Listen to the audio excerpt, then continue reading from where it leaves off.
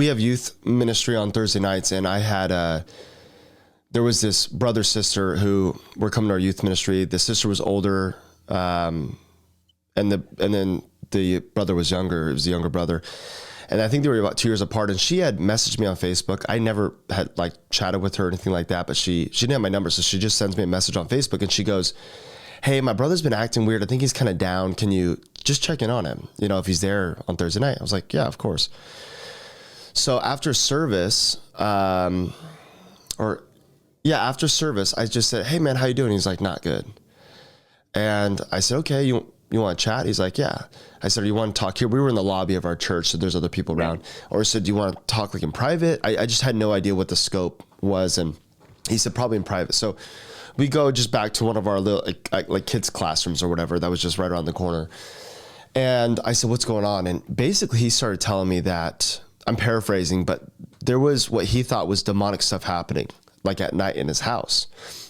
And he comes from a pretty broken home, and with alcohol abuse, like bad alcohol abuse and things like that. He says he's seeing things at night. His closet door had opened, you know, and I was like, okay.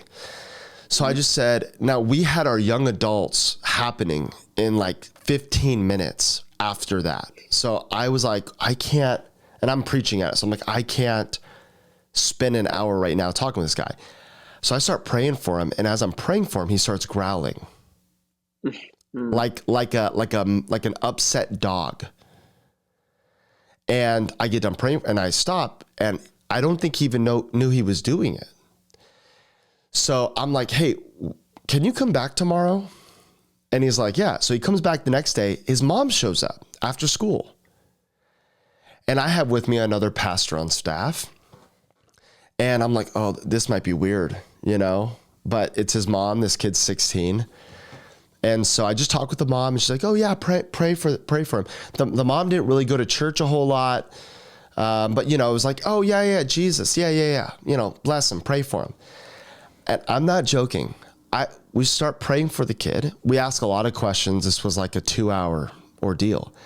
And as we're praying for the kid, he starts growling again. And the mom starts growling too in the corner. And I go like this. I'm like, "What?" Yeah. And okay, so the only point I'm trying to make is, now I believe we casted a demon out of that kid that day. But I found out he had gotten into some dark stuff, found a Reddit group and a YouTube channel, and had literally cut open a bird and drank its blood. Okay, so again, that's occult type stuff. Yes, but I remember being shaken a little bit going, I thought this kid was a Christian. Now, he'd only been coming to our youth group for like 6 months, but it seemed like, you know, he was lifting his hands and praying and, you know, but there was definitely some big unrepentant stuff in his life. I had to go back and go, okay, this really is 90% of it in my mind is a question of soteriology. Like, was this guy... And again, we don't want to comment on people's salvation, but was Jesus actually the Lord of his life? Right. Not that he didn't sin, but was he Lord? You know, like that's the question. Because I was at a church about an hour away from here a few years ago, and the guest speaker casted a demon out of the worship leader of the church. And I was like, you know, so isn't it a question really of soteriology? Imagine if you take the position that on one hand, everything you're saying is legitimate, which I believe it. And on the other hand, a Christian can't have a demon. Now that throws in the question, who's really saved amongst us? Which I think is the place to land. I think that's the more healthy thing. I'll give you, since we're swapping stories, I came home from overseas trip. I was in Italy. It was about 2013. Someone called me from the church. Said, "Hey, I'm having problems with my son. He's really talking crazy. Can you help me?" And so I went over that night, or the next night, I think, is when I got back. And the guy, since the last time I saw him, was completely different. Eyes were glossed over. He didn't look like himself. And I thought, hey, you know, maybe he's just feuding with his family. He'd be cool with me.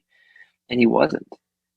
And he was sort of growling, and he was just not in his right mind. And he just said, I said, maybe what we should call the ambulance and have them get you some help, send them to the psych ward. And he started talking about murder. If you do that, I'll kill them. And these types of things are significant signs of somebody who's, I believe, being influenced by Satan in that direct sense. Right. So I wanted to pray with him. I wasn't like, I'm going to cast the devil out of you. It was like, hey, you know what? I think the right response is prayer. But his dad was so concerned about him that I'm like, hey, why don't you just let me have some time and see if I can work with them? Okay. So he left, and I just started praying because I believe that when you pray, the Holy Spirit will lead you and guide you into what to do and how to go about doing that. And it wasn't a big production, but when I started praying for him, he turned blue and fell on the ground and was like suffocating. And then he started vomiting, like puking all over the place. I mean, it was amazing. And I'm not like trying to yell and scream. I'm just praying like I'm talking to you right now. And he was sitting on the stairs and he fell over on his side and he started puking. He had been drinking Gatorade. It all came up and he lay there in his vomit for like 10 minutes. And he got up and he was in his right mind. It was like, and the Wow. dad came back and he couldn't believe like this had happened. And I think there's a mystery to that. I know I don't want to belabor this point, but I don't think a Christian is going to act like that. This is somebody who, you remember, we believe in the waters of baptism as being sacramental. We believe in the Lord's table as being sacramental. And if that genuinely means something to you, where you look at that as a place where you encounter God and you take of His table and you're baptized into Him, um, there's something so powerful about that. In my mind, and in my sacramentology, and in my ecclesiology, it's problematic to suggest that you can do that being fully possessed. I mean, when I say possession, I mean fully overtaken by Satan. I don't think that's possible. I think the waters of baptism is strong enough to overcome that. I think that the Lord's table is strong enough to overcome that. And I notice that people that do have those types of videos really don't have much of an ecclesiology, or it's very low, very low sacramentology in those instances. And I think that's part of the fallout of Pentecostals rejecting creeds and rejecting what the historic church has done for us. And so they would rather trust their experience and then what we've been told. So it goes back to theology there. So that's where I stand on it. But Yeah. I know that That's those good. guys Yeah. are sincere and they're doing good work. So yeah.